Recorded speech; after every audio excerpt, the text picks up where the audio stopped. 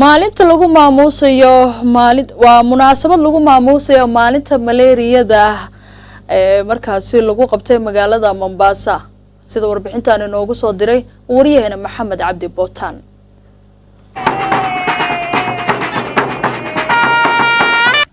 daawadayaal waxaan ku sugannahay magaalada Mombasa ee gobolka xeebta ee dalkani Kenya maanta ayaa dunida idil waxa laga maamuusayaa maalinta malaariyada adduunka halkan aanu ku sugannahay ayaa waxa ka dhacday munaasabad sidaas la mid ah iyadoo munaasabadani ay soo qaban qaabiyeen wasaaradda caafimaadka ee dalkani Kenya iyo waliba sidoo kale wasaaradda caafimaadka ee county-ga Mombasa iyadoo ay sidoo kale munaasabadan ay goobjoog ka ahaayeen madax ka socota hay'adda lanqeyrta cas ee dalkani Kenya iyo waliba sidoo kale hay'adda lanqeyrta cas ee caalamiga waxaanu la kulanay qaar ka mid ah mas'uuliyiinta caafimaadka ee ismaamul goboleedka Mombasa waxayna ay noo sharxeen munaasabadani maanta.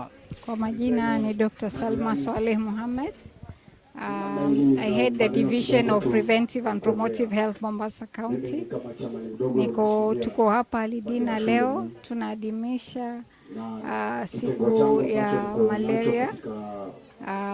Tumekuja Lidina kwa sababu tunaona Lidina ndio inaathirika zaidi kushinda area nyingine za Mombasa County. Na nia leo zaidi ni kuelimisha watu.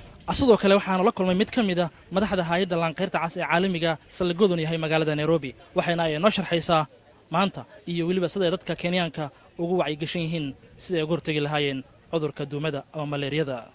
Okay, my name is Anne and I work for the Norwegian Red Cross. I'm based in Nairobi.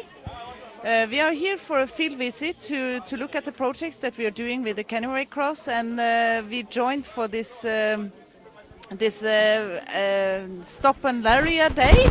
It's the World Malaria Day, and it was very interesting for us to be part of this gathering, and we really hope that the communities understand the message and that we can fight malaria together. Munaasabadani lagu maamuusayo maalinta duumada adduunka ayaa intay socotay sidoo kale waxa halkan lagu soo bandhigay riwaayado lagu muujinayay sida loola dagaalami karo kaneecada.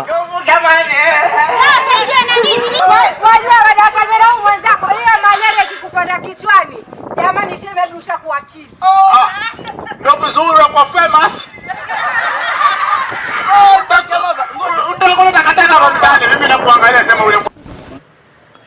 Iyadoona munaasabadan lagu qabtay deegaanka Jomvu xildhibaanka laga soo doorto deegaankaasi Jomvu Bari Talib ayaa mas'uul matalayay waxa halkaasi uu ka sheegay ahmiyadda ay leedahay in la iska kaashado la dagaalanka kaneecada oo uu sheegay inay khatar ku hayso dadka deegaankani oo ah deegaan isku rarana.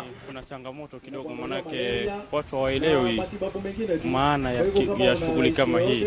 Sasa kuna changamoto kidogo lakini pia tungejaribu tufanye mobilization kwa mapema.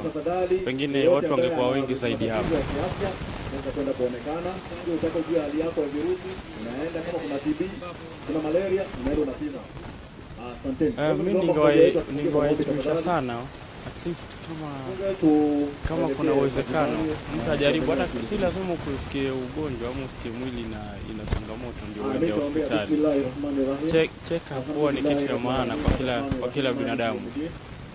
Maxamed Cabdi Bootan, telefishinka caalamiga CNN, magaalada xeebta Mombasa, deegaanka Jomvu.